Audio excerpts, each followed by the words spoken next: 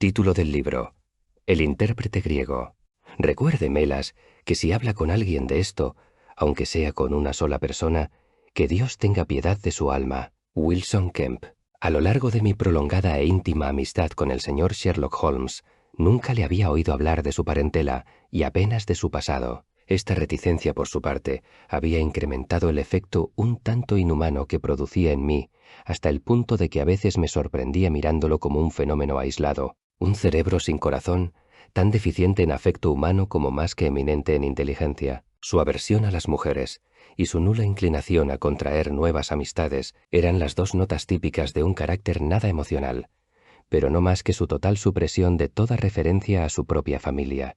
Yo había llegado a creer que era un huérfano sin parientes vivos, pero un día, con gran sorpresa por mi parte, empezó a hablarme de su hermano. Fue después de tomar el té una tarde de verano, y la conversación, que había errado de forma inconexa y espasmódica desde los palos de golf hasta las causas del cambio en la oblicuidad de la elíptica, desembocó finalmente en la cuestión del atavismo y las aptitudes hereditarias. El tema sometido a discusión era el de hasta qué punto cualquier don singular en un individuo se debía a su linaje y hasta cuál a su propio y temprano aprendizaje. En su caso, dije, por todo lo que me ha dicho parece obvio que su facultad de observación y su peculiar facilidad para la deducción se deben a su adiestramiento sistemático. Hasta cierto punto, me contestó pensativo. Mis antepasados eran terratenientes rurales que al parecer llevaron más o menos la misma vida, como es natural en su clase. Sin embargo, mi tendencia en este sentido está en mis venas y tal vez proceda de mi abuela, que era la hermana de Vernet, el famoso artista francés. El arte en la sangre adopta las formas más extrañas. Pero, ¿cómo sabe que es hereditario? Porque mi hermano Mycroft lo posee en un grado más alto que yo. Desde luego, esto era totalmente nuevo para mí. Si había en Inglaterra otro hombre con tan singulares poderes, ¿cómo se explicaba que ni la policía ni el público hubieran oído hablar de él? Hice esta pregunta, con un comentario acerca de que sería la modestia de mi amigo lo que le hacía reconocer como superior a su hermano. Holmes se echó a reír al oír esta sugerencia. Mi querido Watson, dijo, no puedo estar de acuerdo con aquellos que sitúan la modestia entre las virtudes. Para el lógico, todas las cosas deberían ser vistas exactamente como son, y subestimarse es algo tan alejado de la verdad como exagerar las propias facultades. Por consiguiente, cuando digo que Mycroft posee unos poderes de observación mejores que los míos, puede tener la seguridad de que estoy diciendo la verdad exacta y literal. ¿Es más joven que usted? Es 7 años mayor que yo. ¿Y cómo se explica que no se le conozca? Oh, en su círculo es muy bien conocido. ¿Dónde, pues? En el Diógenes Club, por ejemplo. Nunca había oído hablar de esta institución, y mi cara así debió proclamarlo, pues Sherlock Holmes sacó su reloj. El Diógenes Club es el club más peculiar de Londres, y Mycroft uno de sus socios más peculiares. Siempre se le encuentra allí desde las 5 menos cuarto a las 8 menos 20. Ahora son las 6, de modo que, si le apetece dar un paseo en esta hermosa tarde, será para mí una verdadera satisfacción presentarle dos curiosidades. 5 minutos después nos encontrábamos en la calle, camino de Regent Circus. Se preguntará usted, dijo mi compañero, ¿cómo es que Mycroft no utiliza sus facultades para una labor detectivesca? Es incapaz de ello. Pero yo creía que había dicho, he dicho que es superior a mí en observación y deducción. Si el arte del detective comenzara y terminara en el razonamiento desde una butaca, mi hermano sería el mayor criminólogo que jamás haya existido. Pero no tiene ambición ni energía, ni siquiera se desvía de su camino para verificar sus soluciones, y preferiría que se le considerase equivocado antes que tomarse la molestia de probar que estaba en lo cierto. Repetidas veces le he presentado un problema y he recibido una explicación que después ha demostrado ser la correcta, y sin embargo, es totalmente incapaz de elaborar los puntos prácticos que deben dilucidarse antes de poder presentar un caso ante un juez o un jurado. ¿No es su profesión, pues? En modo alguno. Lo que para mí es un medio que me permite ganarme la vida, es para él la simple afición de un diletante. Tiene una facilidad extraordinaria para los números y revisa los libros en algunos departamentos gubernamentales. Mycroft se aloja en Pall Mall y dobla la esquina, en dirección a Whitehall, cada mañana y regresa cada tarde. A lo largo de todo el año no hace más ejercicio que este y no se le ve en ninguna otra parte, excepto tan solo en el Diógenes Club, situado exactamente enfrente de su alojamiento. No puedo recordar este nombre. Y es muy lógico.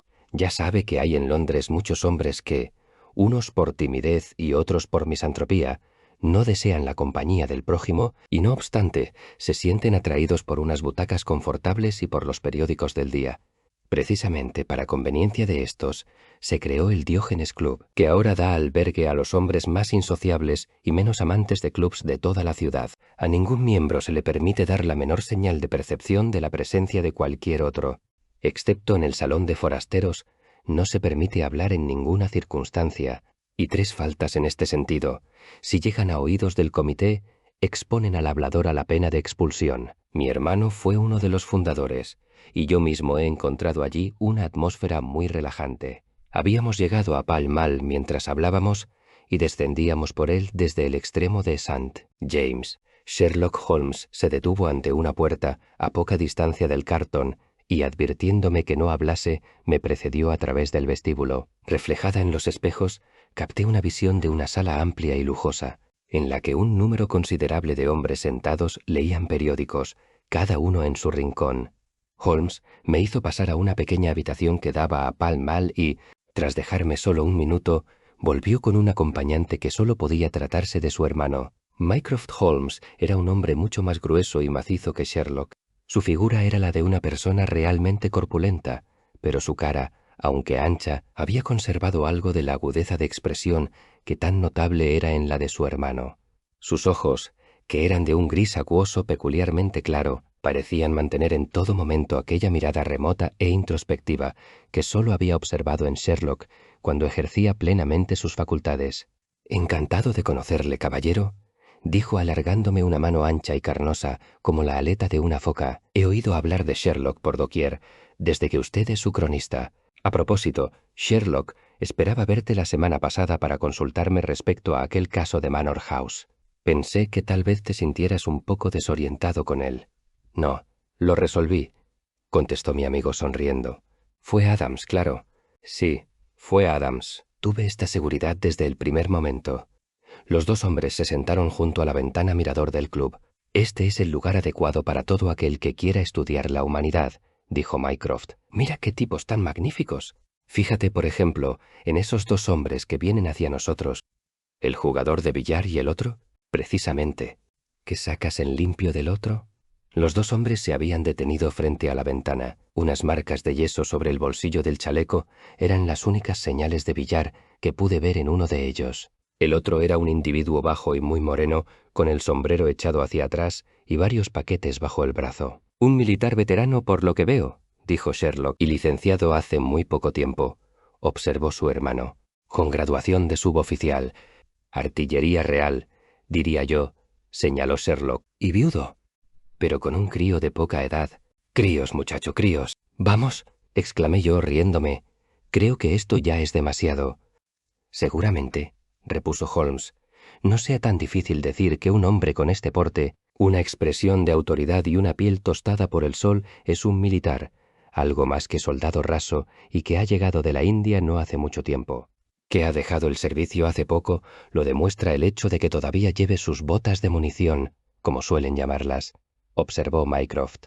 «No tiene el paso inseguro del soldado de caballería y, sin embargo, llevaba su gorra inclinada a un lado, como lo demuestra la piel más clara en ese lado de la frente. Su peso no es el propio del soldado de ingenieros. Ha servido en artillería, y desde luego, su luto riguroso muestra que ha perdido a un ser muy querido.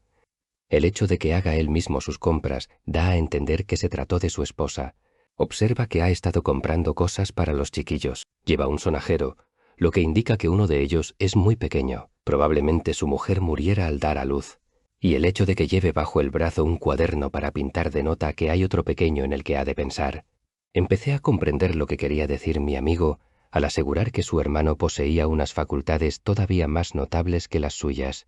Me miró de soslayo y sonrió. Mycroft tomó un poco de rapé de una cajita de concha y sacudió el polvillo caído en su chaqueta con ayuda de un gran pañuelo de seda roja. «A propósito, Sherlock», dijo, «han sometido a mi juicio algo que a ti ha de encantarte, un problema de lo más singular. En realidad, no reuní suficientes energías para seguirlo, salvo de manera muy incompleta. pero me facilitó una base para varias especulaciones sumamente agradables. Si te apetece oír los hechos, mi querido Mycroft, me encantará. Su hermano escribió unas líneas en una página de su libreta de notas, pulsó el timbre y entregó el papel al camarero. He pedido al señor Melas que venga a vernos, explicó. Vive en el piso sobre el mío y como nos tratamos superficialmente, ello le movió a acudir a mí a causa de su perplejidad.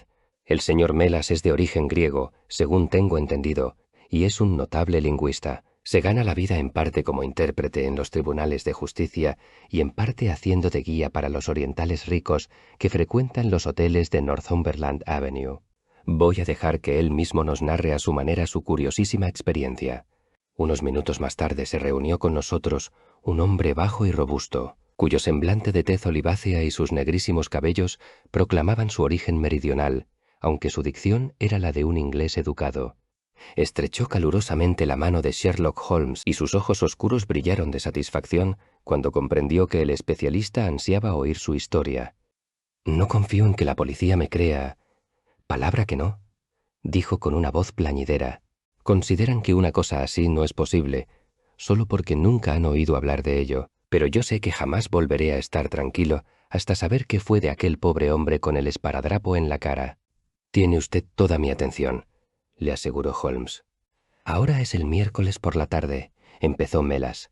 «Pues bien, fue el lunes por la noche, hace tan solo 2 días, cuando ocurrió todo esto. Yo soy intérprete, como tal vez le haya explicado mi vecino, aquí presente. Traduzco todos los idiomas, o casi todos, pero, puesto que soy griego de nacimiento y llevo un nombre griego, mi principal relación es con esta lengua.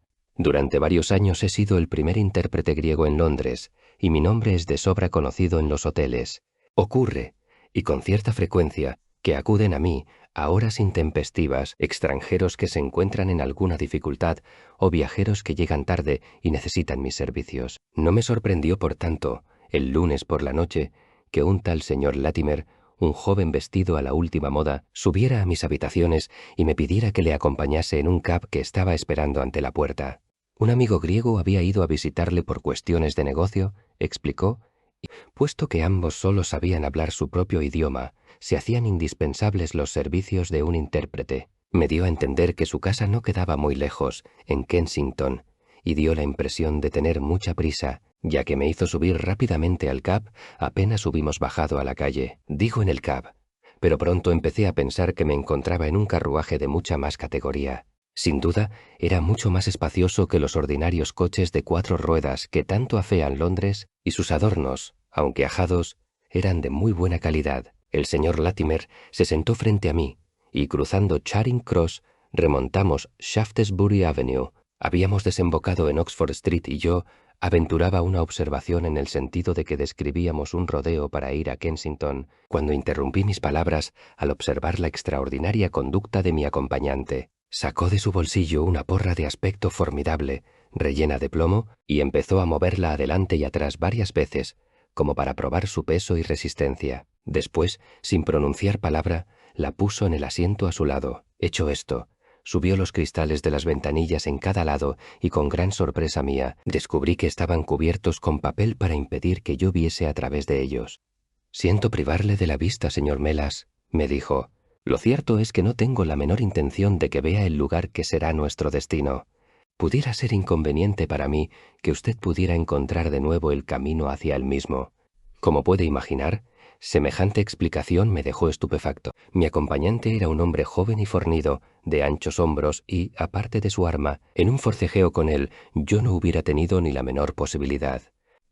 «Su conducta es de lo más extraordinario, señor Latimer», tartamudeé. «Debe saber que lo que está haciendo es totalmente ilegal». «Me tomo una cierta libertad, desde luego», repuso, «pero se lo compensaremos. Sin embargo, debo advertirle, señor Melas, que si en cualquier momento de esta noche intenta dar la alarma o hacer algo que vaya en contra de nuestros intereses, descubrirá que incurre en un error muy grave. Debe recordar que nadie sabe dónde se encuentra usted y que, tanto si está en este coche como en mi casa, se halla igualmente en mi poder». Hablaba con calma, pero había en sus palabras un tono irritante que resultaba muy amenazador. Guardé silencio, preguntándome cuál podía ser la razón para secuestrarme de un modo tan extraordinario. Y cualquiera que fuese, quedaba bien claro que de nada podía servir mi resistencia y que solo me cabía esperar para ver qué sucedía. Durante 2 horas viajamos sin que yo tuviera el menor indicio del lugar al que nos dirigíamos. A veces, el traqueteo sobre piedras hablaba de un camino pavimentado y en otras, nuestra marcha silenciosa y suave sugería asfalto. Pero salvo esta variación en el sonido, no había absolutamente nada que ni de la manera más remota pudiera ayudarme a barruntar dónde nos encontrábamos. El papel en cada ventana era impenetrable para la luz, y se había corrido una cortina azul ante los cristales de la parte delantera. Eran las 7:15 cuando salimos de Pall Mall. Mi reloj me indicó que faltaban 10 minutos para las 9 cuando por fin nos detuvimos. Mi acompañante bajó la ventana y capté una breve visión de un portal bajo y arqueado, con una lámpara encendida encima. Mientras se me ordenaba bajar del carruaje, se abrió la puerta de golpe y me encontré en el interior de la casa, con una vaga impresión, obtenida al entrar, de césped y árboles a cada lado. Sin embargo, si se trataba de un terreno privado o bien rural, ya es más de lo que pueda aventurarme a decir. Dentro alumbraba una lámpara de gas de pantalla coloreada, con una llama tan baja que poca cosa pude ver, excepto que el vestíbulo era más bien amplio y en sus paredes colgaban varios cuadros. Bajo aquella luz mortecina pude ver que la persona que había abierto la puerta era un hombrecillo de aspecto corriente, de mediana edad y hombros caídos. Al volverse hacia nosotros, el destello de la luz me hizo ver que llevaba gafas. —¿Es el señor Melas, Harold? —preguntó. —Sí. —¡Buen trabajo! —Buen trabajo. Espero que no nos guarde rencor, señor Melas, pero no podíamos pasarnos sin usted. Si juega limpio con nosotros, no lo lamentará, pero si intenta alguna jugarreta, que Dios le proteja. Hablaba de una manera nerviosa, como a sacudidas, e intercalando pequeñas risitas entre sus frases, pero, no sé por qué, me inspiró más temor que el otro. —¿Qué quieren de mí? —pregunté. Tan solo hacerle unas cuantas preguntas a un señor griego que nos está visitando y comunicarnos sus respuestas. Pero no diga más de lo que se le indique que ha de decir. De nuevo la risita nerviosa, o mejor sería que no hubiera usted nacido. Mientras hablaba, abrió una puerta y nos precedió en una habitación que parecía estar muy ricamente amueblada. Pero una vez más, la única luz la proporcionaba una sola lámpara con su llama muy reducida. La sala era sin duda grande y la manera de hundirse mis pies en la alfombra al atravesarla me indicó su lujo. Capté la presencia de sillas tapizadas en terciopelo, de una alta repisa de chimenea en mármol blanco y de lo que parecía ser una armadura japonesa a un lado de la misma. Había un sillón precisamente bajo la lámpara. El hombre de más edad me indicó por gestos que debía sentarme en él. El más joven nos había dejado, pero de repente regresó por otra puerta, acompañando a un hombre vestido con una especie de amplia bata que avanzó lentamente hacia nosotros. Al entrar en el círculo de débil luz que me permitió verle con mayor claridad, me horrorizó su apariencia. Mostraba una palidez mortal y estaba terriblemente enflaquecido, con los ojos salientes y brillantes del hombre cuyo ánimo es mayor que su fuerza. Pero lo que todavía me impresionó más que cualquier signo de debilidad física fue el hecho de que su cara estuviera grotescamente cruzada por tiras de esparadrapo y que una de ellas, mucho más grande que las demás, le tapara la boca. —¿Tienes la pizarra, Harold? —exclamó el más viejo, al desplomarse aquel extraño ser en una silla, más bien que sentarse en ella. —¿Tiene las manos sueltas? Pues dale la tiza. Usted ha de hacer las preguntas, señor Melas, y él escribirá las respuestas. Pregúntele en primer lugar si está dispuesto a firmar los papeles. Los ojos del hombre de la cara cruzada por tiras de esparadrapo echaron chispas. —Nunca —escribió en griego sobre la pizarra aquella piltrafa humana. —¿Bajo ninguna condición? Pregunté a petición de nuestro tirano. Solo si la veo casada en mi presencia por un sacerdote griego al que yo conozca. El hombre soltó su maligna risita. —¿Sabe lo que le espera, pues? —No me importa lo que pueda ocurrirme a mí. Estos son ejemplos de las preguntas y contestaciones que constituyeron nuestra extraña conversación, medio hablada y medio escrita. Una y otra vez tuve que preguntarle si cedería y firmaría el documento. Y una y otra vez obtuve la misma réplica indignada.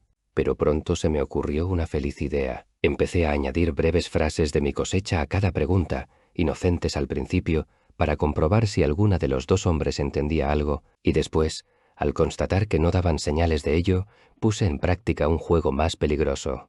Nuestra conversación transcurrió más o menos como sigue. De nada puede servirle esta obstinación. ¿Quién es usted? Tanto me da. Soy forastero en Londres. Será responsable de lo que ocurra. ¿Cuánto tiempo lleva aquí? Pues que así sea, 3 semanas. La propiedad nunca puede ser suya. ¿Qué le han hecho? No caerá en manos de unos miserables. Me están matando de hambre. Si firma quedará en libertad. ¿Qué es este lugar? Jamás firmaré. No lo sé. A ella no le está haciendo ningún favor. ¿Cómo se llama usted? Quiero oírlo de labios de ella. Crátides. La verá si firma. ¿De dónde es usted? Entonces no la veré nunca. De Atenas. 5 minutos más, señor Holmes, y hubiera averiguado toda la historia ante las narices de aquellos hombres. Mi siguiente pregunta quizás habría aclarado la cuestión, pero en aquel instante se abrió la puerta y entró una mujer en la habitación. No pude verla con suficiente claridad para saber algo más, aparte de que era alta y esbelta, con cabellos negros y que llevaba una especie de túnica blanca y holgada. «¡Harold!», exclamó, hablando en un inglés con acento. «No he podido quedarme allí por más tiempo. Está aquello tan solitario, con solo... Oh, Dios mío». Pero si es Paul, estas últimas palabras las dijo en griego y en el mismo instante el hombre, con un esfuerzo convulsivo, se arrancó el esparadrapo de los labios y gritando «¡Sophie! ¡Sophie!», se precipitó hacia los brazos de la mujer.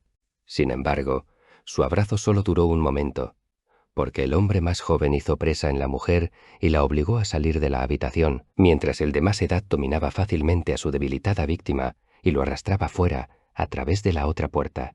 Por unos segundos me quedé solo en el cuarto. Me levanté súbitamente con la vaga idea de que tal vez pudiera obtener de algún modo una pista que indicara en qué casa me encontraba. Afortunadamente, sin embargo, no hice nada, pues cuando alcé la vista, descubrí que el hombre de más edad se encontraba de pie en el umbral de la puerta, con los ojos clavados en mí. «Esto es todo, señor Melas», me dijo. «Ya ve que le hemos otorgado nuestra confianza en un asunto de un carácter muy privado. No le hubiéramos molestado, pero un amigo nuestro que habla griego y que inició estas negociaciones se ha visto obligado a regresar a Oriente. Nos era del todo necesario encontrar a alguien que ocupara su lugar, y tuvimos la suerte de oír hablar de sus facultades». Me incliné. «Aquí hay 5 soberanos», me dijo acercándose a mí, «que espero constituyan unos honorarios suficientes. Pero recuerde», añadió, dándome unos golpecitos en el pecho y dejando escapar su risita, «que si habla con alguien de esto, aunque sea con una sola persona, que Dios tenga piedad de su alma». No puedo expresar la repugnancia y horror que me inspiraba aquel hombre de aspecto insignificante. Ahora podía verle mejor, pues la luz de la lámpara brillaba sobre él. Sus facciones eran blandas y amarillentas, y su barba, corta y puntiaguda, era más bien rala y mal cuidada. Al hablar, adelantaba el rostro, y sus labios y párpados se estremecían continuamente, como en el hombre que padece el mal de San Vito. No pude menos que pensar que su extraña y pegajosa risita era también un síntoma de alguna enfermedad nerviosa. Lo terrorífico de su cara radicaba, sin embargo, en sus ojos, de un gris acerado y que brillaban fríamente, con una maligna e inexplicable crueldad en lo más hondo de ellos. «Si habla de esto, nosotros lo sabremos», dijo. «Poseemos medios propios de información. Ahora le espera el coche. Mi amigo el señor Latimer cuidará de acompañarle». Atravesé con rapidez el vestíbulo y subí de nuevo al vehículo, obteniendo otra vez aquella visión momentánea de unos árboles y un jardín. El señor Latimer, que me seguía pisándome los talones, ocupó el asiento opuesto al mío sin decir palabra. En silencio, cubrimos nuevamente una distancia interminable, con las ventanas cerradas, hasta que por fin, poco después de la medianoche, se detuvo el carruaje. «¿Bajará aquí, señor Melas?», dijo mi acompañante. «Siento dejarle tan lejos de su casa, pero no hay otra alternativa. Cualquier intento por su parte de seguir al coche terminaría mal para usted». Abrió la puerta mientras hablaba y apenas tuve tiempo para apearme cuando el cochero propinó un latigazo al caballo y el carruaje se alejó. Miré a mi alrededor lleno de asombro. Me encontraba en una especie de campo cubierto de brezos, moteado aquí y allá por oscuros matorrales de aulaga. A los lejos se extendía una hilera de casas con alguna que otra luz en las ventanas superiores. Al otro lado vi las lámparas rojas de señalización de un ferrocarril. El carruaje que me había conducido hasta allí ya se había perdido de vista. Seguí mirando a mi alrededor y preguntándome dónde podía estar, cuando vi que alguien se acercaba a mí en la oscuridad. Al cruzarse conmigo, observé que era un mozo de estación. «¿Puede decirme qué lugar es este?», pregunté. Wandsworth Common, me contestó. ¿Puedo tomar un tren que me lleve a la ciudad? Si camina cosa de 1 milla hasta Clapham Junction, me sugirió, llegará justo a tiempo para tomar el último tren con destino a la estación Victoria. Y este fue el final de mi aventura, señor Holmes. No sé dónde estuve ni con quién hablé, ni nada más aparte de todo lo que le he contado. Pero sí sé que ocurre allí un feo asunto y quiero auxiliar a aquel desdichado si me es posible. A la mañana siguiente, relaté toda la historia al señor Mycroft Holmes y posteriormente a la policía. Seguimos todos sentados y en silencio durante un buen rato, después de escuchar tan extraordinaria narración. Finalmente, Sherlock miró a su hermano. ¿Alguna medida?, le preguntó. Mycroft tomó el Daily News que había sobre una mesa lateral. Todo el que facilite alguna información sobre el paradero de un caballero griego llamado Paul Cratides, de Atenas, leyó, que no habla inglés, será recompensado. Una recompensa similar se entregará a quien dé información sobre una señora griega cuyo nombre de pila es Sophie, X 2473. Esto apareció en todos los diarios. Ninguna respuesta. ¿Y la legación griega?, he preguntado. No saben nada. Un telegrama al jefe de la policía de Atenas, pues. Sherlock posee toda la energía de la familia, dijo Mycroft, volviéndose hacia mí. Bien, ocúpate tú del caso, en todos sus aspectos, y hazme saber si consigues algún resultado. Desde luego, contestó mi amigo, abandonando su silla. Te lo haré saber, y también al señor Melas. Entretanto, señor Melas, yo estaría muy alerta en su lugar, pues, como es lógico, a través de estos anuncios deben saber que usted los ha traicionado. Al volver juntos a casa, Holmes se detuvo en una oficina de telégrafos y mandó varios telegramas. Ya ve, Watson, que no hemos perdido ni mucho menos la tarde, observó. Algunos de mis casos más interesantes me han llegado, como este, a través de Mycroft. El problema que acabamos de escuchar, aunque no pueda admitir más que una explicación, no deja de poseer algunas características distintivas. ¿Tiene esperanzas de resolverlo? Pues bien, sabiendo todo lo que sabemos, sería muy raro que no acertáramos a descubrir el resto. Usted mismo debe de haberse formado alguna teoría que explique los hechos que hemos oído relatar. Con cierta vaguedad, sí. ¿Cuál es su idea, pues? A mí me ha parecido evidente que esa joven griega había sido traída aquí por el joven inglés llamado Harold Latimer. ¿Traída desde dónde? Desde Atenas, quizás. Sherlock Holmes negó con la cabeza. Latimer no sabía ni una palabra de griego y Sophie hablaba bastante bien el inglés, de lo cual se deduce que ella había pasado algún tiempo en Inglaterra, pero que él no había estado en Grecia. Bien. Pues entonces supondremos que ella vino a Inglaterra de visita y Latimer la persuadió para huir con él. Esto es más probable. Y entonces, el hermano, pues supongo que esta debe ser la relación familiar, viene de Grecia para entrometerse. Imprudentemente, se pone en manos del joven y su asociado de más edad. Estos lo secuestran y emplean con él la violencia a fin de hacerle firmar unos documentos que les entregan la fortuna de la joven, de la que tal vez dispone en fideicomiso. Su hermano se niega a hacerlo. Para negociar con él, han de conseguir un intérprete, y eligen a ese señor Melas, tras haber utilizado antes algún otro. A la chica no se le dice nada de la llegada de su hermano y se entera gracias a un mero accidente. «¡Excelente, Watson!», exclamó Holmes. «Pienso de veras que no anda usted lejos de la verdad. Ya ve que nosotros poseemos todas las cartas, y solo hemos de temer algún repentino acto de violencia por parte de ellos. Si nos dan tiempo, podremos echarles el guante. Pero ¿cómo podemos averiguar dónde se encuentra aquella casa? Si nuestra conjetura es correcta y el nombre de la joven es, o era, Sophie Cratides, no deberíamos tener dificultades para encontrarla. Esta ha de ser nuestra principal esperanza, ya que el hermano, desde luego, es totalmente forastero. Está claro que ha transcurrido algún tiempo desde que Harold inició sus relaciones con la muchacha, unas semanas como mínimo, ya que el hermano tuvo tiempo para enterarse desde Grecia y viajar hasta aquí. Si durante este tiempo han estado viviendo en el mismo lugar, es probable que el anuncio de Mycroft reciba alguna respuesta. Mientras hablábamos, habíamos llegado a nuestra casa de Baker Street. Holmes subió el primero por la escalera y al abrir la puerta de nuestra sala, lanzó una exclamación de sorpresa. Su hermano Mycroft fumaba sentado en la butaca. «Adelante, Sherlock. Entre, caballero», dijo amablemente, sonriendo al ver nuestras caras sorprendidas. «¿Verdad que no esperabas tanta energía por mi parte, Sherlock? Pero es que no sé por qué. Este caso me atrae. ¿Cómo has llegado hasta aquí? Os adelanté en un coche de punto. ¿Se ha producido alguna novedad? He recibido una contestación a mi anuncio. ¡Ah! Sí, llegó unos minutos después de que os marcharais. ¿Y con qué contenido? Mycroft Holmes sacó una hoja de papel. Aquí está, dijo, escrita con una plumilla sobre papel folio color crema, por un hombre de mediana edad y débil constitución. Dice: Señor, como respuesta a su anuncio con fecha de hoy, paso a informarle que conozco muy bien a la joven señora en cuestión. Si no le es molestia venir a verme, podré darle algunos detalles sobre su penosa historia. Vive actualmente en Los Mirtos, Beckenham. Atentamente, J. Davenport. Mycroft Holmes prosiguió: escribe desde Lower Brixton. ¿No crees que podríamos ir a verlo ahora, Sherlock, y enterarnos de estos detalles? Mi querido Mycroft, la vida del hermano es más valiosa que la historia de la hermana.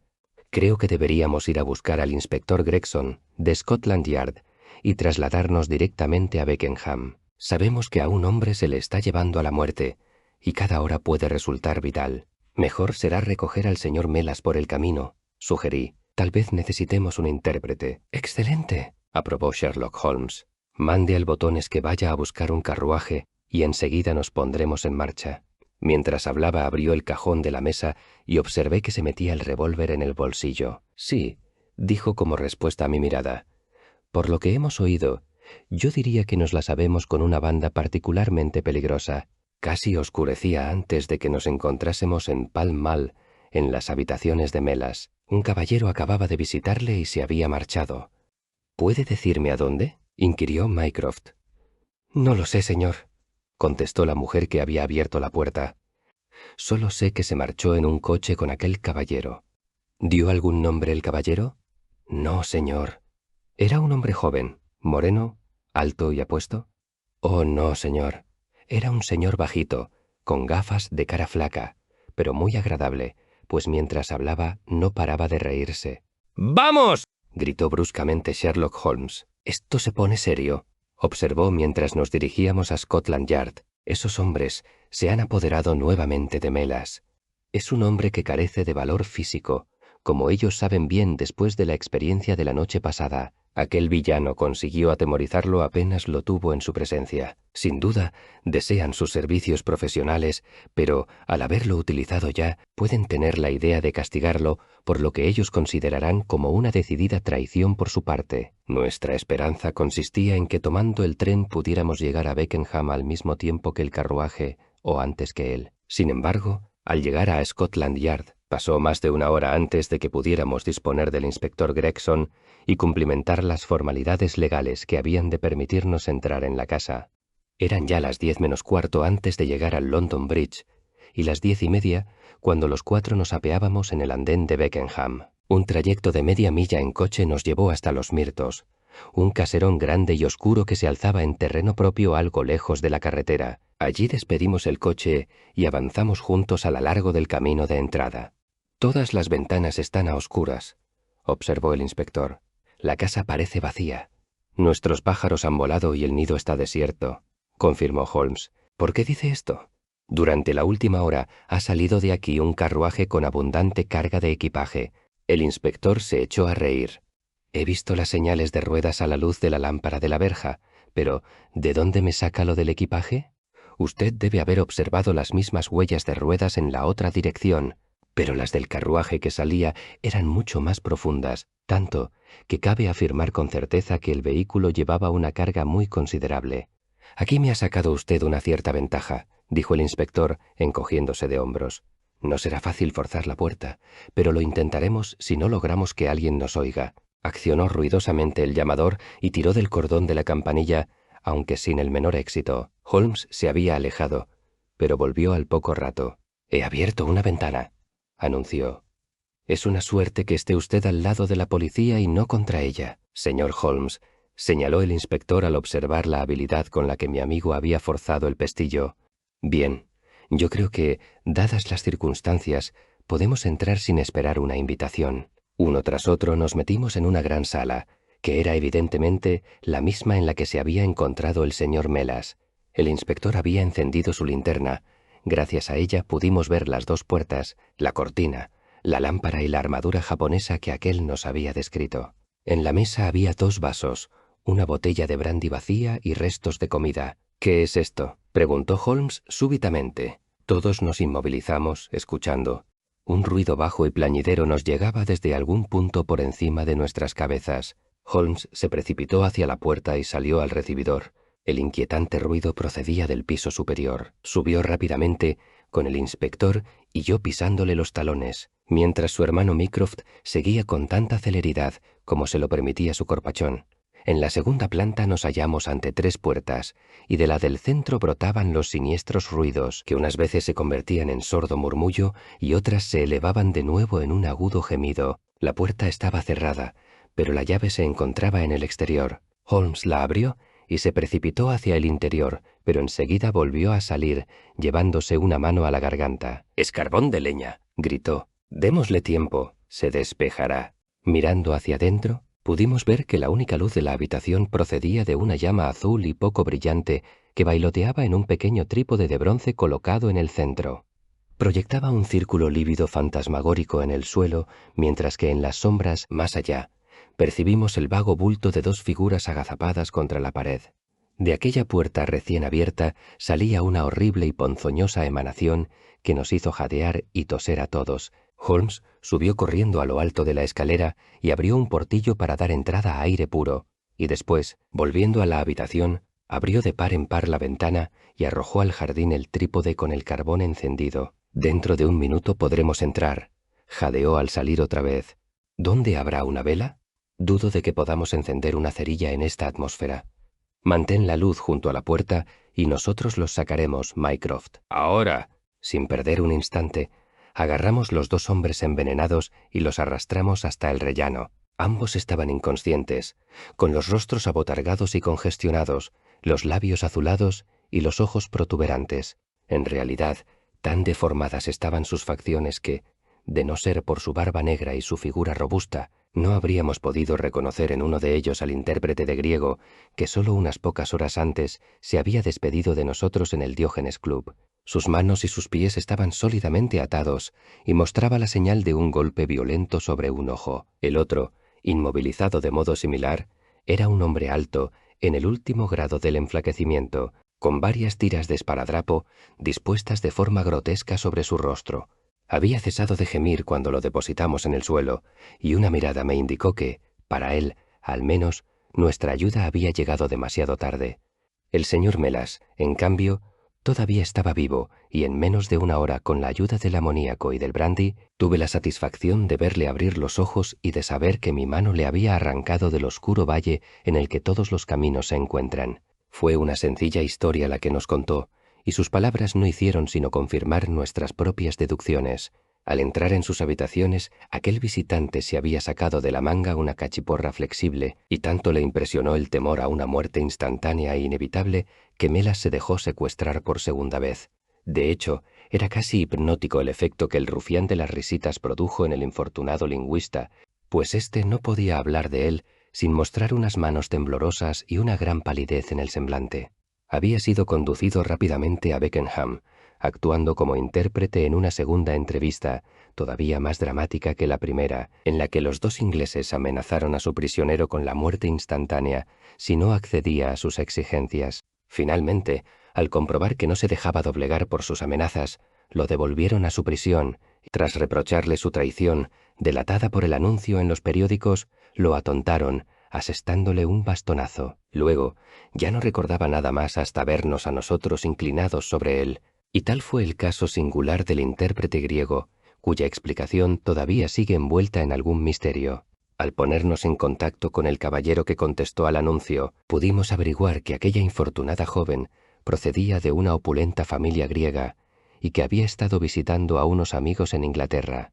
Durante su estancia, conoció a un joven llamado Harold Latimer, que adquirió gran influencia sobre ella y que finalmente la persuadió para que se escapara con él.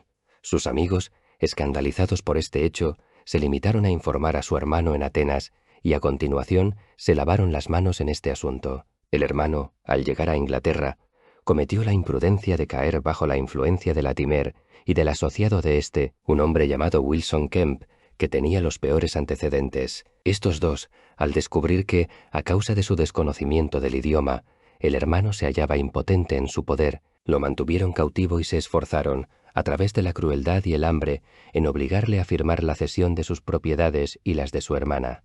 Lo tenían prisionero en la casa sin que la joven lo supiera, y el esparadrapo en su cara tenía como finalidad dificultar su identificación en el caso de que ella pudiera verlo en algún momento. No obstante, su percepción femenina vio inmediatamente a través del disfraz cuando, en ocasión de la primera visita del intérprete, se encontró ante su hermano por primera vez. Sin embargo, la pobre muchacha era también una prisionera, pues nadie más había en la casa, excepto el hombre que hacía de cochero y su mujer, que eran dos instrumentos de los conspiradores y asesinos.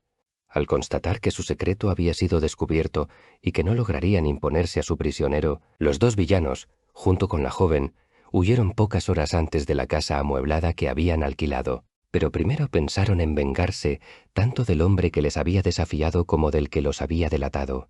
Meses más tarde, nos llegó desde Budapest un curioso recorte de periódico. Explicaba que dos ingleses que viajaban en compañía de una mujer habían tenido un trágico final. Al parecer, ambos fueron apuñalados, y la policía húngara era de la opinión de que se habían peleado los dos e infligido heridas mortales el uno al otro. Sin embargo, yo sé que Holmes tiene diferente manera de pensar, y todavía hoy sostiene que, si fuera posible encontrar a la joven griega, ello tal vez permitiría saber cómo fueron vengadas las afrentas sufridas por ella y su hermano. Fin. Hemos llegado al final del libro. Si te ha gustado, por favor, dale like y suscríbete para que puedas disfrutar de más audiolibros. Un saludo.